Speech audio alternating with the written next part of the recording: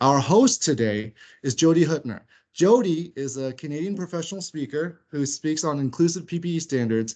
She is founder of the Canada-made women's safety apparel design and supply company, Helga Wear Incorporated. And she is the Canadian Women in Occupational Health and Safety Society's West Coast champion. Jodi has a degree in mechanical engineering with a concentration in computer integrated manufacturing and a minor in law. And now she uses that knowledge to inform her safety clothing design practice and inclusive standards advocacy work across Canada and abroad, which is really cool. Our local topic expert is Charlene Hofbauer. Charlene is the executive director of the Workforce Planning Board of Waterloo Wellington Dufferin, WWD. Charlene's exceptional leadership has fostered invaluable partnerships aimed at addressing labor market challenges within the community and beyond. With a passion for sharing research and trends in accessible formats, Charlene adeptly connects the dots for governments, schools, employers, students, and job seekers alike. Let's dive right into our first question. I was so excited to hear that you've been able to pull research for us today from as far back as potentially the 90s. So tell us, how has women's labor force participation changed? Right. So I did pull data back to 1990. So let me say that not much has changed, which is frustrating as somebody who's thinking about women. So I could pull for Canada and Ontario. So you'll see that in 1990, which I was all of 15 years old, there was about 58.5% of women 15 and older were participating. So, and about 53% of women were employed. And the checkpoints along the way, there's been some increase, 5% for employment and about 3% participation. So despite the fact we're growing, Ontario's numbers are a little better. You notice down there that it's been a little bit lagging. But what we're seeing is, despite the fact there are more women, we're not really moving the needle on how they're participating. So I'm going to summations that I do. I pull in data from other places, or I pull in analysis. And despite the fact women are growing in Canada and the numbers are growing, it looks like there are some things that are still stopping women from participating. And thinking about the conversations I have in the community, daycare. Daycare is the bane of existence right now for women and their husbands, because if, one can't work, the other one, things rely on them. But, there's been some improvement in maternity leaves and parental leave. So that might be some of the growth as well. I'm trying to remember when all of that kicked in. It'd be somewhere in the past 30 years where now we have, dads can take leave as well. But still, there are still barriers that are existing federally and provincially that aren't quite letting women move into the space. I do want to point out, though, that in the past year, and this data is for Kitchener-Waterloo-Barrie, Kitchener-Waterloo-Barrie does have more women participating than participate in the province and more women employed. So in Kitchener-Waterloo-Barrie, we are seeing more women. So it's time to sit down and go, okay, what's different between how women are participating in Kitchener-Waterloo-Barrie versus how they're participating at the province? And what we did see is that in our space, from February of last year to February of this year, that 25 to 54-year-old group, it's known as our working age group, their participation rate has been about 82 to 85.6%. So that 64% is probably, anybody over 55 into that 65 is not participating because they're retired, or to factor in the daycare piece, they're watching their grandchildren, and those 15 to 25 are still in school.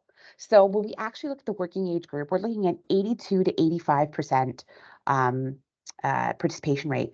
When we look at that 25 to 29-year-old, those are our early Gen Z, they're participating almost the same rate as men their age. So it's almost indistinguishable in that 25 to 29 group. And then we see that kind of fall off in the 30. And then depending on the grouping, there could be a split between 18 to 14 basis points. So overall, we have seen growth. It's been slow at the really big level, but we start digging down to that working group. We're seeing that women actually are participating and that they're able wherever they can to work, and we're seeing those employment growth. We'll see how that 25 to 29-year-old group keeps going moving forward. You know, when they start to get married or have children, does that drop off? But those are important things for us to figure out, and to continue to watch those 55-year-old women to see if they decide to come back, because we're finally have the daycare we need to let families work, which is a big challenge right now. There you go. Wow, that is so cool. So we're seeing there are certain areas where the representation of women in the workforce is way up. Barrie, Mhm. Kitchener, what did you say, Waterloo, around Yeah. there? That's fantastic. And that's in the lower age group. Yeah, in a lower age group, you really see that almost parallel to men. And then life starts kicking in and Mhm, decisions have to be made by families, right? mhm. So that's probably where that we're seeing those differences show up in male versus female employment rate. I would love to speculate on why all these things are happening. We're also seeing like lower rates of women having children. So other things that are possibly contributing to the younger generation not sticking around much past years 2 to 5 have to be considered. Like in my own personal opinion, I believe that the fact that we're not really supporting women's experience in certain traditionally male fields has a big thing to do with why they're leaving, especially the generations that, you know, you can't pay them to be unhappy, you can't pay them to be unsafe.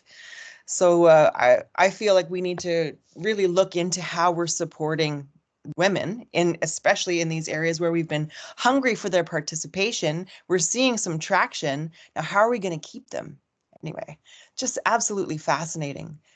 I see some stuff coming in the chat. Yeah, Yeah. Teresa's saying we're making assumptions of why women are not participating.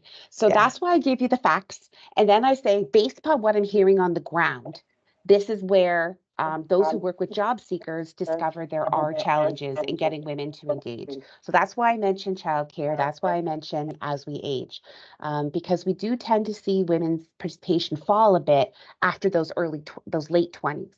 Um, and I don't know what you mean by data from official employers. Uh, so that is, I go with job seeker anecdotal data because employers tell me things and then I find out that they're wrong. So I take both sides of it. We do know from our employer one this year that childcare was a challenge to retaining people, identified by employers in an official survey.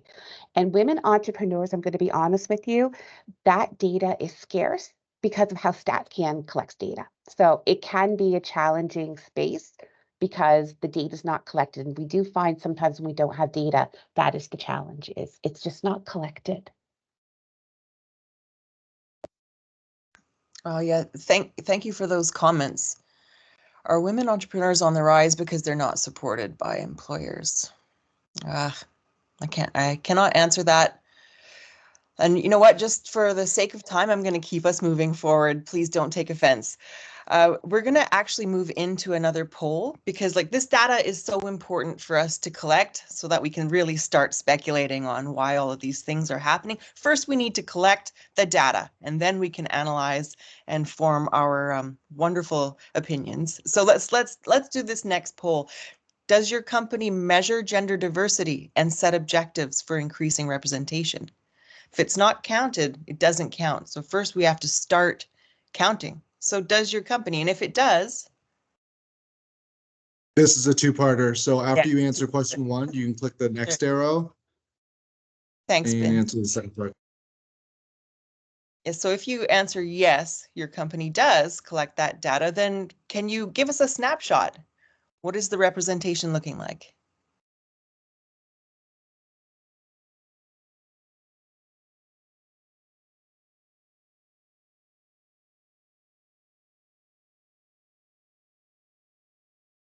Mhm.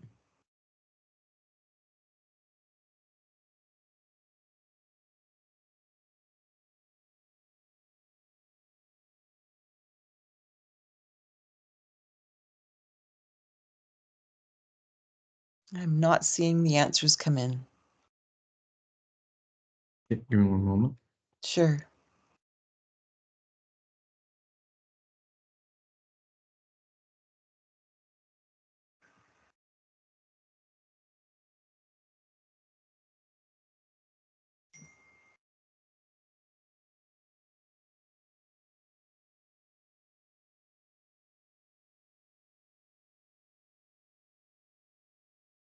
All right. So a lot. So 7% are saying yes so far. 93% are saying unsure. For those who did say yes, their company's gender representation, 20% are saying it's between 25% and 50%. And then 80% are saying it's greater than 50% so far. So I'll take a snapshot of both those and send them your way in the chat. Excellent.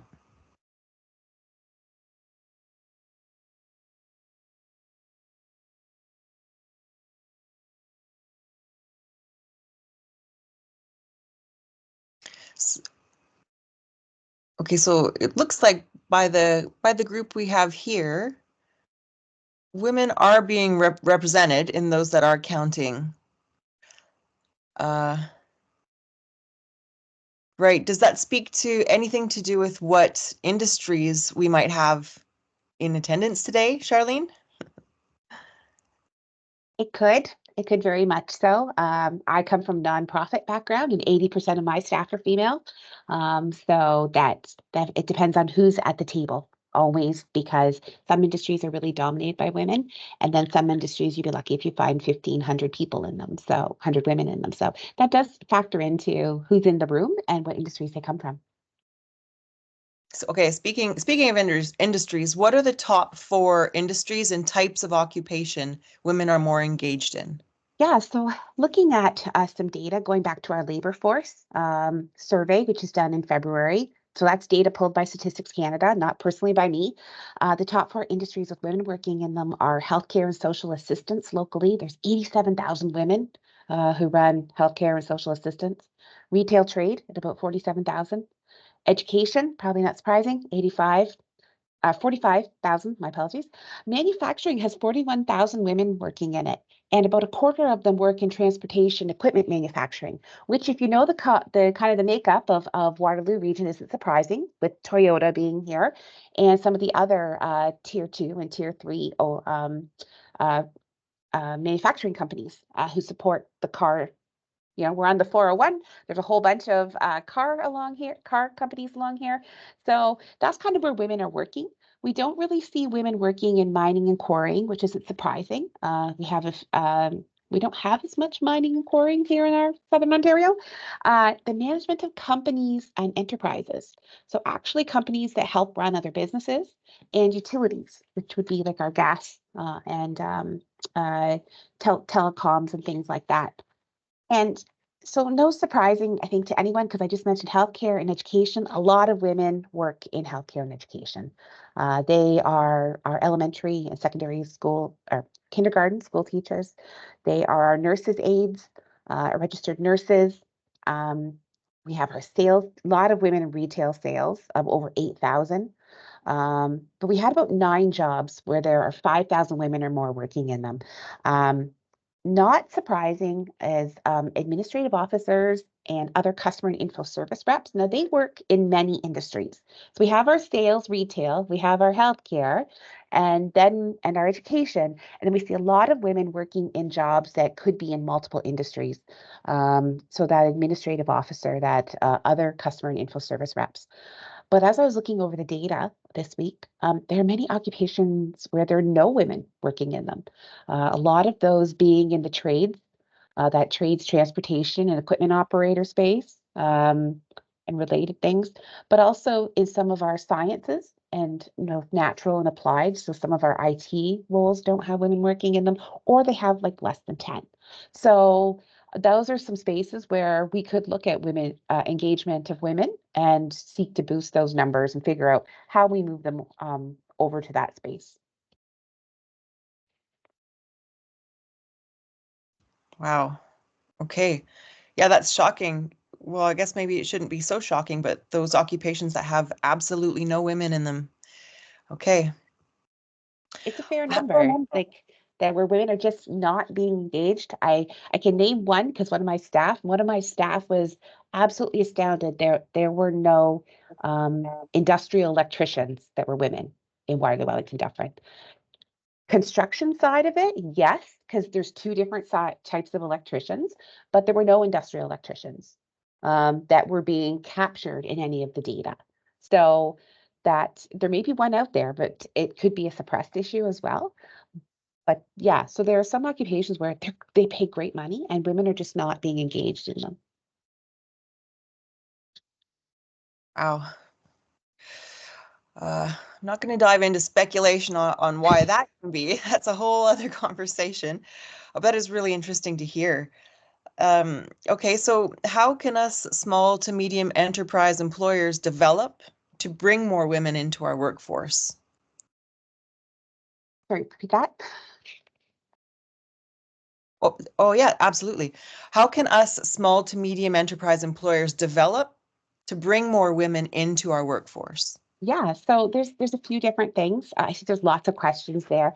But some things we can do. So advocating up to government to create better daycare. And I'm going to say that's to help all parents. That's not just a women's issue. And when I say better daycare, I mean things like longer hours. So traditionally daycare runs about 6 to 6. If I'm working a trade or I'm working in manufacturing and I have an odd hour, then that's probably I can't use daycare. And I have to use the daycare of grandma or other people. Better pay. There are ECEs, early childhood educators, do a lot of work and they don't have a lot of staff support. So starting to advocate up to government that when we provide daycare, we actually support employers is really, really important. Creating school shifts. So this is something that some manufacturers are starting to do where they create a school shift. It runs about 9:30 to 2:30. It's a shorter shift, but what it does is it allows parents who have children, things like that, to drop their children off to school and pick them up, whichever parent it is that is doing that work. Usually tends to be women. Review the pay structures to ensure you're being equitable in your pay. So there's lots of ways to do that. I just actually was in another session. I was explaining to employers how to find out if their pay is competitive, but making sure that if you have two people at the same level, that you've got a structure where they're going to be paid the same. We know that women tend to make less than men. And they won't advocate as much for negotiation. And when we look at racialized women or women with disability, they make even less. So those are really good things to think about in the back of our minds, ensuring our pay structures are blind to gender. Better job postings. So research shows that women only apply to a job if they meet 90 to 100% of the qualifications. Men apply at 60%. So that comes back to your job postings. What do they look like? Do you have a required section versus a nice to have section? Because if you have a required section, a woman hits all of them, she might be more inclined to apply. And do you differentiate between that required and that nice to have? Because if not, you're going to lose that talent locally. And this is a big one. People leave jobs not because they hate their job, but because they hate the people around them, usually their boss. So develop better managers, develop better workplaces, develop better leaders. A manager is not necessarily a leader, and a leader isn't always a manager. So identify who your leaders are that people will follow without hesitation and make them better, make them more empathetic, make them people focused. And I'm not saying this from a women's perspective either. We've discovered since the pandemic that a lot of people are looking for that. They're looking for a manager or a leader who sees them as a person. So this isn't just a women thing. This isn't just a young worker thing either. We're hearing that a lot from Gen X and millennials as much as we are from Gen Z. And the final thing I think is figure out pathways from those industries I mentioned, that healthcare, that education, that retail. How do we get, or those jobs, how do we get them, look at their skills, and how do we move them into our in-demand roles? So the skill transfer pathways, like what could align? A retail salesperson with a little bit of coaching and maybe a micro credential could be your next amazing manufacturing salesperson, as opposed to being stuck working in retail. They could look at a pay raise, they could look at a lot of different things. And I'm going to put a plug in for some of our local retraining programs that are focused on women. So, for example, WIST over at Conestoga College is working with women they have a carpenter program that's amazing. The Canadian Arab Women's Association, their local chapter, has an amazing program working with Arab women who are statistically some of the least likely to participate and least likely to get employment. So if you're looking for a group that could really use a boost right now, that would be one group of women. Second Chance over in Guelph has an amazing program called Women to Work. And so it's helping women get back into work because they've had a number of barriers that have kept them out. And of course, always using youth programs because there's a lot of intersections, and younger women sometimes struggle to get in, especially if they don't have that post-secondary credential behind them. So those are some ways that employers can kind of look at what's going on and figure out how to realign their processes to maybe look a little more attractive and to attract that talent. Excellent. These are all extremely amazing points, and I hadn't thought of quite a few of those. I have one thing to pipe in from my own personal experience, and I could say as an employer in any trades related field, if you're going to a career fair, you're going to stand head and shoulders above all of your competition. If you can say to the young women who've just finished their trades training, or maybe they're in their apprenticeships, that you offer women's options for personal protective equipment. First of all, it's going to tell them that you consider their safety. It's baked into your corporate culture. Second of all, it's going to put the seed in their head saying, wait a minute, other employers aren't going to offer me women's PPE. That doesn't make sense. So if you're looking to bring more women into your trades positions, consider actually supplying proper fit PPE options tailored for women. Mm. Aha. It's my shameless plug. Okay, so this is our last question. What programs are out there to help small to medium enterprises hire local? What programs rather are geared to helping small to medium enterprises hire women? Yeah. Both. So Two-part question. I mentioned a couple. So there's Women to Work over at Second Chance, which is in Guelph, and there is the WISP program at Conestoga College, and that Canadian Arab Women's program. So those are three programs locally that I know specifically focus on women and the challenges that women face. I know from a perspective of the Arab Women's one, they're also talking about the cultural reasons that women don't choose certain places. So I would really strongly recommend getting connected with one of those. But if you're just looking to hire local, you're wondering who out there could help you out, we run a website called findyourjob.ca. And on the front page in the bottom corner is the employer resource corner. And what we've done with a lot of our community partners is capture who's doing support and what kind of support are they doing. So on that page specifically, there is a green tab and it says finding workers. So it's going to give you what worker are you looking for. We will connect you into that person. If it's youth you're looking for, if it's immigrants you're looking for, if it's tradespeople, I think that one's on there because we connect to the OYAP programs at the high schools. Workforce planning. So what do you need to know to actually plan your workforce and get that piece done? And then everyone's favorite, grants and business supports that exist for recruitment and retraining purposes.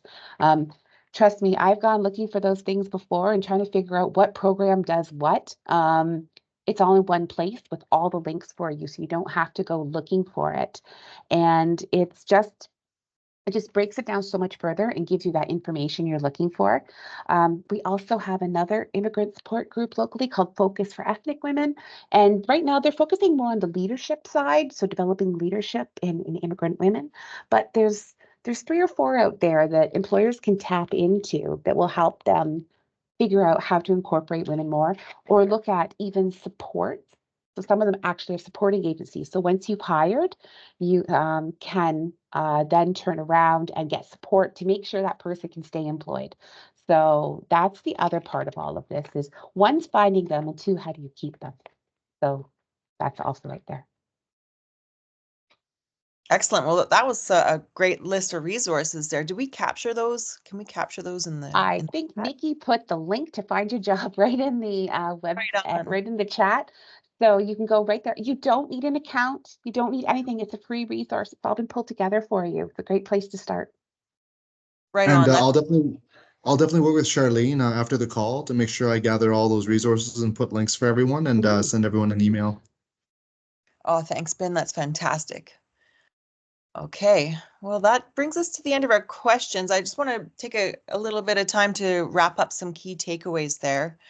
So, and Charlene, definitely pipe in if I miss anything key, but basically in my mind, it seems like all the regions have their own workforce planning board. They have their own programs, like shared knowledge, avenues, I guess, and pipelines. So, and then let's say, so not much has changed in terms of women's participation in the labor force, but we are seeing increased representation in certain areas and in certain sectors. For me, a great takeaway was that whole manufacturing piece, that we're seeing more women move into the manufacturing sector. And so some women aren't being captured. That was an interesting takeaway on my end. There are a few reasons, I guess, for that happening. But, you know, if we're not counting them and we're not having a mechanism to capture them, then maybe that's a really good place to start. For those of you that were either unsure or don't think that you're capturing gender data, it's a really good thing to do anyway.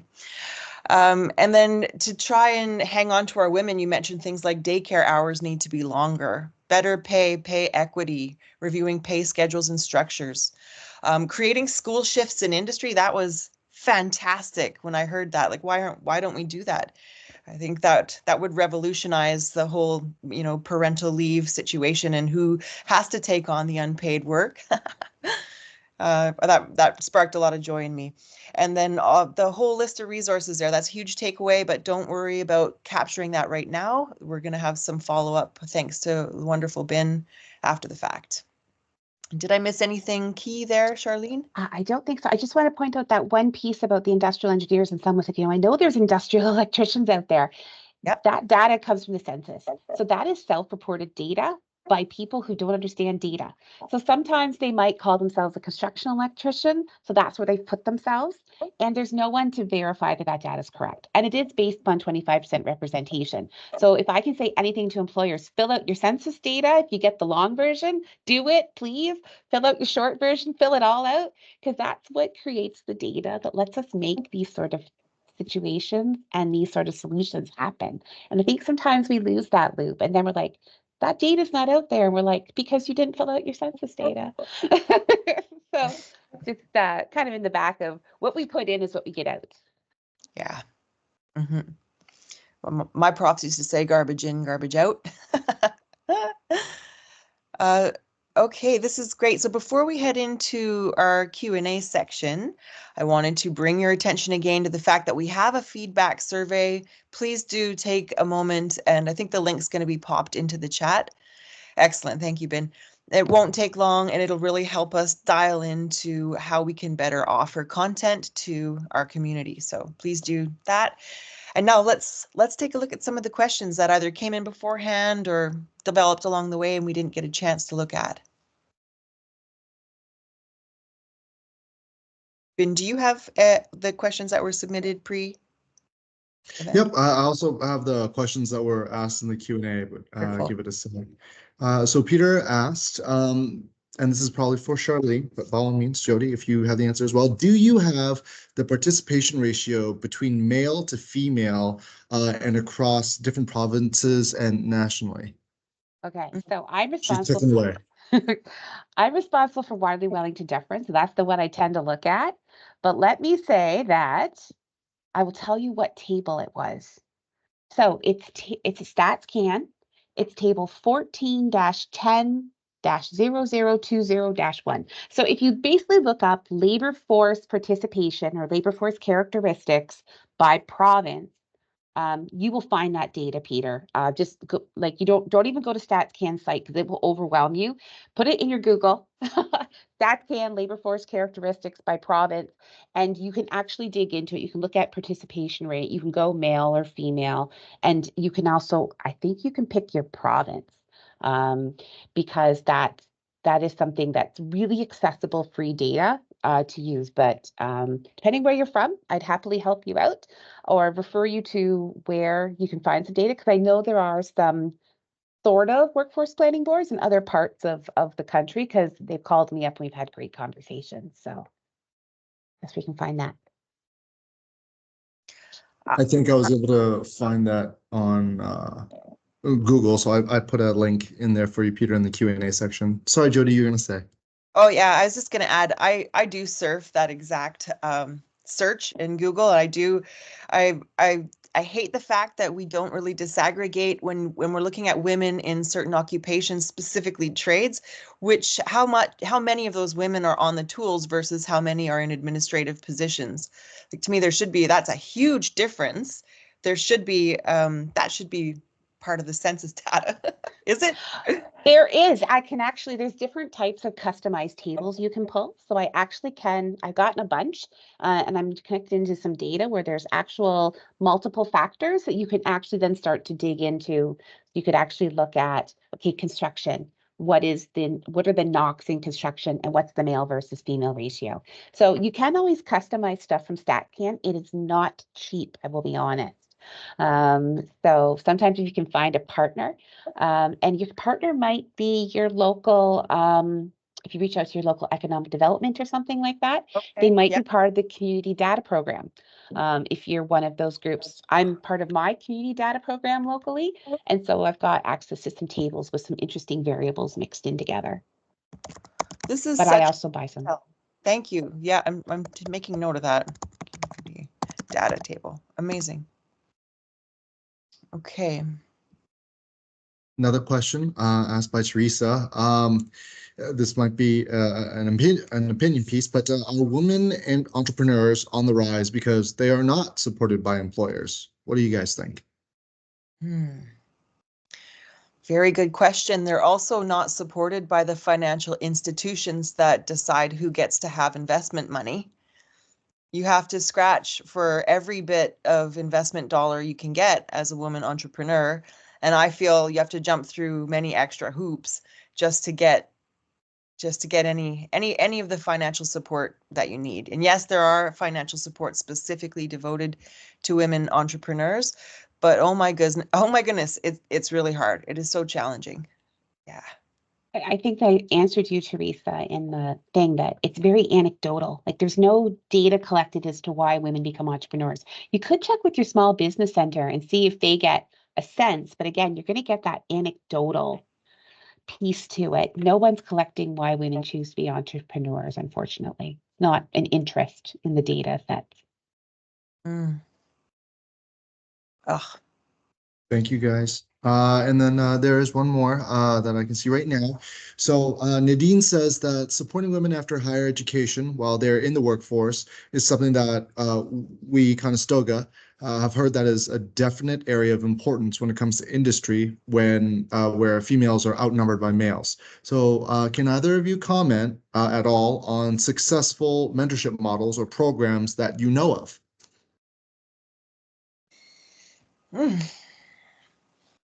Very good question. Charlene, do you want to take this one? I was going to say, there's not one that I can think of.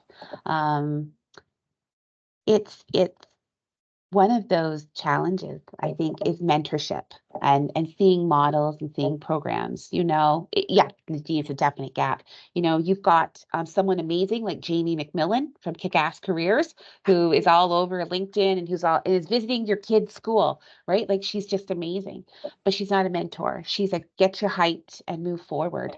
And I think it is a bit of a gap. I know sometimes in engineering, sometimes there are groups, female engineers, but a lot of it seems to be focused on getting the young people in. And the question becomes, how do you retain, right? We see that. I don't know. You have a bit of a background too, right? That actually did remind me. I do know of other associations, so trades associations and things like, for example, the Women in Occupational Health and Safety Society.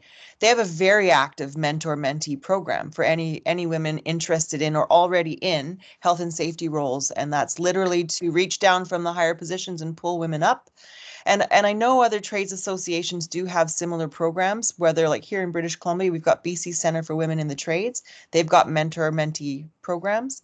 So you might have to do a bit of digging, unfortunately. Yeah.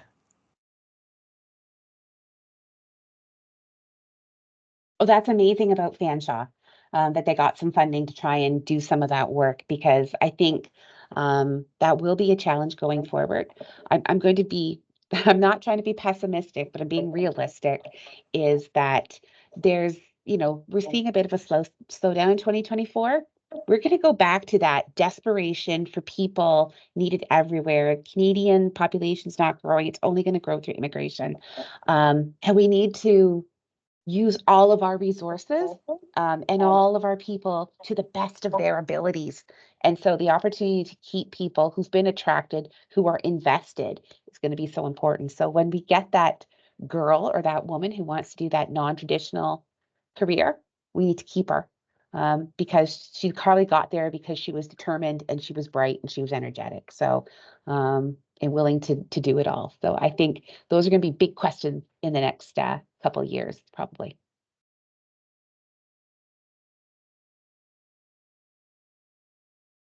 About 5 minutes left. Are there any other closing comments from you, Jodi, or you, Charlene, that you guys want to share before we let everyone go? I think I just want to say that when you're thinking about incorporating women, a lot of these things we're talking about are going to affect everybody else too. Your men are going to benefit. If you're looking at persons with disabilities, they're going to benefit. If you're looking at immigrants, they're going to benefit. These are just, I think a lot of what we've talked about is people engagement. And that's kind of what diversity becomes, is we see people as people and we respond to those challenges as people. So I think even though our focus was women in the workplace, I think it'll just benefit everyone through some of these ideas we've had today and we discussed. Absolutely. I completely agree with you. I could go on this topic for a long time, but since we only have 5 minutes left, I want to make sure that I tell everybody that's attending today that next week we're going to have a bit more of an in-depth conversation to some of the barriers to bringing women in and keeping women in. We're going to hear from some actual women, personal stories, and it should be a lot. So today was a lot of the fact gathering and presenting some good knowledge, but now, next week is going to be more of the personal story, I guess, anecdotal and also speculative, but very interesting conversation-wise topic. And yeah, so if I could say, if you want to bring and keep more women in, it starts with understanding how they're being supported in your workplace currently.